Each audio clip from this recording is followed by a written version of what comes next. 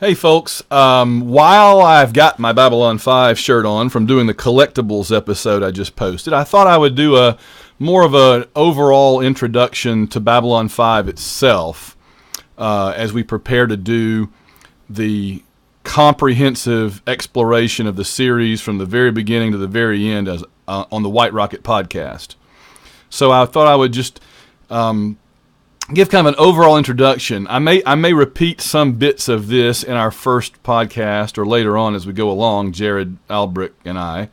I'll be watching it for maybe the fourth time all the way through, but the first time in about 15 years. He'll be watching it for the first time ever, okay?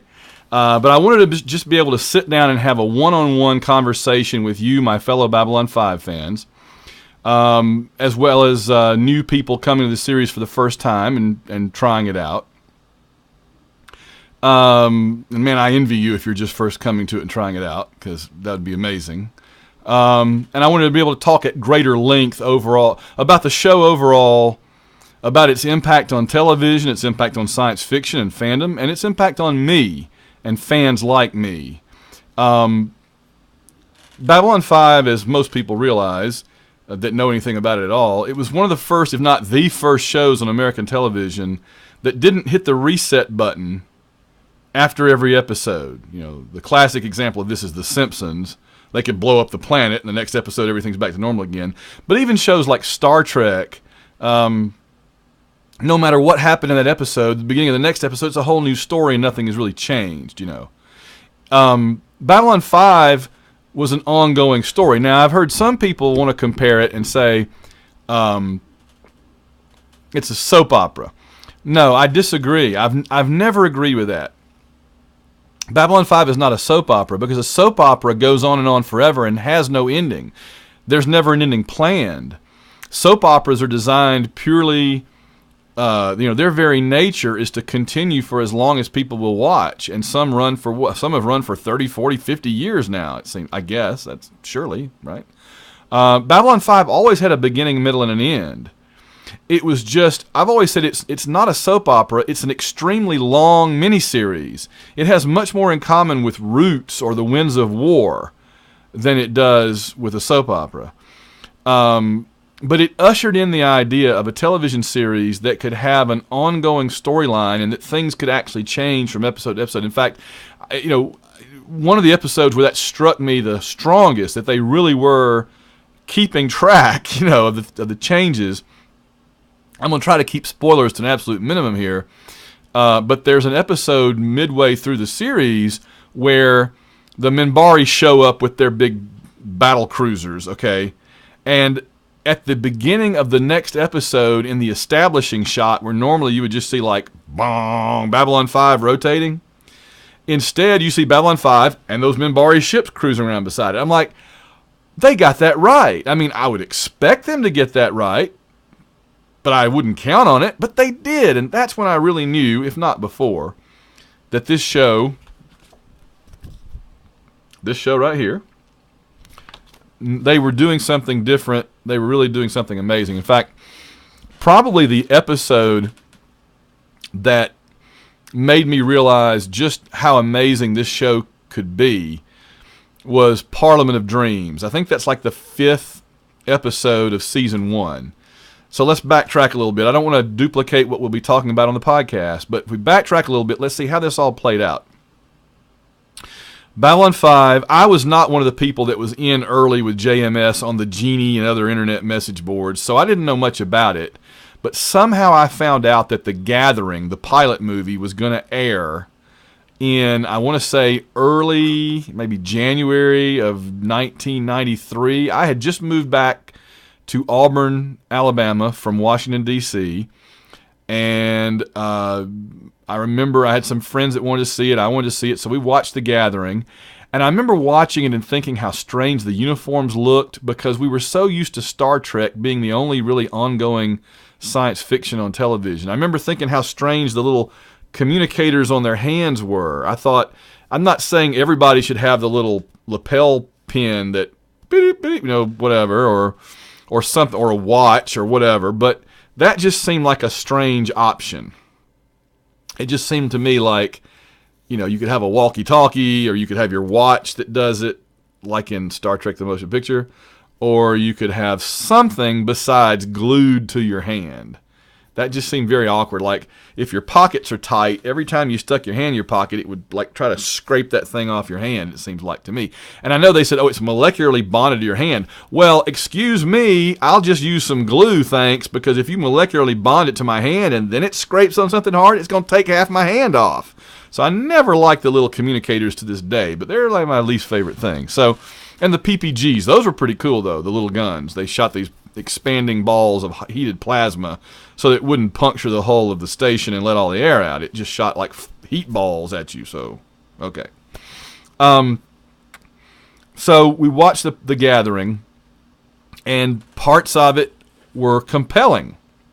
This was new science fiction that we'd never seen on television before. So those parts were great. Parts of it were very sort of low budget seeming, okay, to be charitable. And I remember thinking, I don't think this show's going to make it, because there were certainly parts of it that were that piqued my interest. It had me very interested, and especially the mysteries. I mean, that was the thing that really drew me and a lot of people into Babylon 5 initially, was that it was like the Gathering itself was just like a movie telling a story of what's happening on the station with the assassination attempt and all that. But what was really interesting were the little hints. That's what pulled me in, the little hints that there was a much bigger story here that we were not finding out yet. So, for example, there is a hole in your mind, or the Battle of the Line, the Minbari surrendered, or, anything like that. Those things, to me, that got my attention. So then we had to wait a whole year. And when the show came back a year later, the costumes were different. They were. You may not believe me, but they were. They added those asymmetrical leather patches on those Eisenhower jackets that the Earth Alliance wore. So the uniforms were different. At least half the cast was different. The Doctor was different. The second in command was different. We lost Laurel Takashima and gained Susan Ivanova. G'Kar looked different. Londo looked different. Man, Londo needed to look different. Lots of things had changed. And it really became... I compare it in some ways, that first season, to Doctor Who. And I know you're going to say it's the least like Doctor Who of any science fiction ever. Okay, well, hear me out. I compare it to Doctor Who in this way. Low budget, but well written, and occasionally kind of awkward and clunky, and occasionally transcendingly brilliant. That's how it's like Doctor Who. Great characters, okay, and a great mythos and backstory. So that's how it's like Doctor Who. The average person flipping on a Doctor Who from before the reboot with Eccleston, right, from the old series in the 60s and 70s into the 80s, the average person turning that on will think, oh, what is this? Some sort of low rent, low budget. I'm not even going to give the story or the characters a chance because I'm so put off by how it seems, right? How it looks. Well, Babylon 5, particularly Season 1, and The Gathering, and especially The Gathering, were that way. Everything gets better as it goes along. The scripts get better. The costuming gets better. The effects get better. The cast, in my opinion, gets better. Everything changed. It sounds like a line from Babylon 5, doesn't it? Everything changes. And certainly that was another bit from Season 1, is where we find out no one here is precisely what he appears to be, or exactly what he appears to be. Wow, we didn't know the half of it, did we? So Season 1, a few highlights. I wanted to kind of run through a few highlights real quick without spoilers. The first couple of episodes, Midnight on the Firing Line gave you a nice overview of what the show itself is about, because it's stuff happening on the station, but everything that happens on the station is a reflection of what's happening in the larger galaxy. Okay, and you have a lot of Narn Centauri going on, going on too. A few other highlights. Soul Hunter showed you there's other levels of things going on here, and we got a little insight about the Minbari. Parliament of Dreams gave us more insight about the Centauri, and it showed us Straczynski's view of how he was going to present all religions on Earth as equal and equally legitimate, alongside the aliens having religion. I've always had a problem with these not monotheistic, that's not what I'm talking about, monolithic aliens, right? Earth, to me, Earth is more diverse than every alien race on every TV show that's ever been on put together, right? It's like every alien race on a TV show is the equivalent of like one country in the United States, it seems like. You know, you rarely have different ethnicities, and you almost never have completely different cultures. I mean, how many science fiction shows have you ever seen where there was the equivalent of an American, African, and Japanese culture that's that different for that one alien race, right? They're almost all African analogs or Asian analogs or American analogs or whatever. So that's always kind of disappointed me. Babylon 5 actually used that as a story point, though, to say alien races, you know, that usually there is one predominant view. Earth is different. Humans have diversity. So that was a neat thing. I like that. Of course, Signs and Portents is the episode where we start to find out that there's really something very sinister at work in the background. I'm going to sneak a peek to make sure I don't miss anything I wanted to mention. Let's just look through the first season quickly. Mind War, where the Psi Corps really comes to the forefront for the first time, and we see Mr. Bester. Oh, Mr. Bester. Oh, there's so many great lines for you to say coming up, and so many great lines to be said to you coming up. One involving the Pak Mara. Let's see. Believers. Oh my goodness. Believers was episode, that's the David Gerald, episode that wrote Trouble with Tribbles, of course. That's episode 10. So we're almost halfway through season 1 when Believers aired. Now here's the funny quick story about Believers, and I'll probably repeat this when we do the show later, but it's worth mentioning. I had been raving about this show to everybody when I was in graduate school. And so a bunch of my friends all happened to come over just as that episode was airing, like in the late afternoon for some reason in Auburn. And so I said, all right, Babylon 5's coming on. It's the greatest show ever. You got to sit down and watch it. And so they sit down to watch Babylon 5, and I'm hoping it'll be like a Midnight on the Firing Line or a Mind War, something like that. And it was Believers.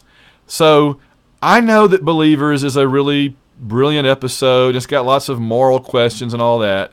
But my goodness, it is not the episode you want to show to a bunch of 18, 19, 20, 22-year-old guys all hanging out together when you've been talking up this show, this space war epic show, right? It's just, I was so disappointed. So I've never liked that episode as much as it deserves to be liked, because it really kind of soured all my friends on the show, and they never gave it another chance. So that was very disappointing. Now, let's see, a few others. This is funny, my thumbnail image has just popped up for the episode I just recorded about collectibles, and it's offering me either me holding up the Narn ship or me going like this. I'll have to choose which one of those is more appropriate. Let's see, a couple of others I wanted to mention. I know that some people say that Infection is the episode that should be skipped, and JMS wishes that the original of it had fallen off a dock into the ocean and floated away. But the episode that I really have just absolute zero regard for is TKO. Galactic boxing, and humans are like the worst boxers, and nobody likes them. No. And by the way, that was written by Lawrence Larry DiTillio. And DiTillio was the story editor for the first season before JMS basically took over all writing and all editing, except for the rare occasional exceptions himself. Not a big fan am I of DiTillio. In fact, if you go back and look at season 1, the episodes that really, certainly I don't like, and most people don't like, or Larry DiTillio. There were some elements of other episodes that he put in that people didn't like. So the Vicar comes to mind. That stands out. I really like Eyes. That's the one DiTillio episode that I actually do like. It's got the Israeli officer that comes in and wants to take over. Spoilers. No spoilers. That one's very well done. I like Eyes a lot. And then, of course, you get the two-parter of Voice in the Wilderness. Fantastic. Lays down some great seeds for the future, followed by the amazing Babylon Squared. Babylon Squared, I haven't watched it in 15 years, but I seem to remember that Babylon Squared is not as great as I remember it. It's one I missed, okay? I missed it somehow when the show originally aired, and I only saw it later in reruns that same year, but later on. And so it's like suddenly people were talking about Babylon 4, Babylon 4. I'm like, what are you talking about, Babylon 4? Oh, you didn't see Babylon Squared? No. So it's not as great as I remembered it, but my goodness, what comes out of it later is well worth it. Oh, Babylon 4. Babylon 4. And then you have, finally, The Quality of Mercy. I will talk about that when we get to it. It really is more about the future. But then Chrysalis. And Chrysalis is the episode where we really see that the stakes are being raised and nothing's the same anymore. That's an amazing episode, too. So, and stuff that I never dreamed would happen on a TV show. And that's only going to increase as the show goes on into season 2. So, okay, that's just my little brief introduction to what I thought about the show starting up. Oh, and I'll tell you really quickly, the other quick story about that is how I was able to watch it. Babylon 5 never had a standard airtime. It didn't come on like Tuesdays at 8 on ABC or something. It was on the P10, which was like a Paramount run network, Primetime Entertainment Network or something, but it was a syndicated show. And so different local stations bought it and would air it whenever they wanted to. And so especially later on, maybe seasons 3 and 4, when things were really, heating up and the stuff was hitting the fan and all that, and those episodes, you just couldn't wait for them to come out. Let me just tell you, season 3 and season 4, those episodes could not air fast enough for most of us. And when those shows were airing, I was living in Atlanta, and the Atlanta station was showing it at like 3 o'clock or 4 o'clock in the morning on a weekday. So I would record it on my VCR. This was in VCR days still. This was like 1995, I think, 96. I would record the show on my VCR, pop the tape out when I got up, I was teaching joint enrollment college classes at high schools in Conyers. So I would drive to a high school and teach a class, and then there'd be like a 40-minute break before the next classes came back from their lunch period and came into the room I was using to have their class. And so as soon as that first class would leave, I would get the school's TV VCR combination on a big rolling thing, whatever. And I would put the tape in and start watching it. And every week, my students would start coming in from lunch, and I'm still watching it. And they'd be like, "Oh, hey, Mr. Plato." I'm like, "Shh." And they'd all sit there, and they all got to see like the last 5 minutes of every episode of Babylon 5 for like a season and a half.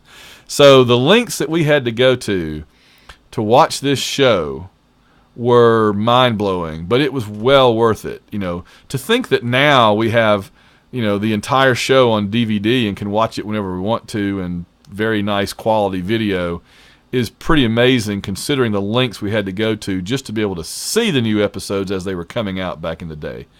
But I kept telling people all the time, you've got to watch it, you got to watch it. One more funny story about it, very short, is my roommate during season 2 was not sure he wanted to try it, but the idea of the Great War coming upon us all intrigued him. And at the beginning of every episode of season 2, it says, "The year the Great War came upon us all," right? And so after about 7 episodes, he just I said, "Are you going to watch the show with me tonight?" And he goes, the Great War better hurry up and come upon us all. So I don't know if he watched it after that. That was because season 2 claims to be the Great War coming upon us all, but spoilers. Woot, woot, woot. Okay. All right, so that's a good enough introduction. We're going to have a great time going through this show and watching it from start to finish and talking about it. I hope you'll follow along on the White Rocket podcast. They'll be posting here on the Patreon page first, and then they'll be going up on iTunes sometime later. So you can catch them all first here and take the journey back through, or for the first time through Babylon 5, as Jared and I and special guests watch it. So, all right, we're going to wrap up the video rocket. Maybe that's what I should call it, the video rocket. I don't know. I'll think of a better name. We're going to wrap it up for now and get on out of here so I can upload these 2 shows. And we'll see you guys. Be seeing you. See you guys down the road.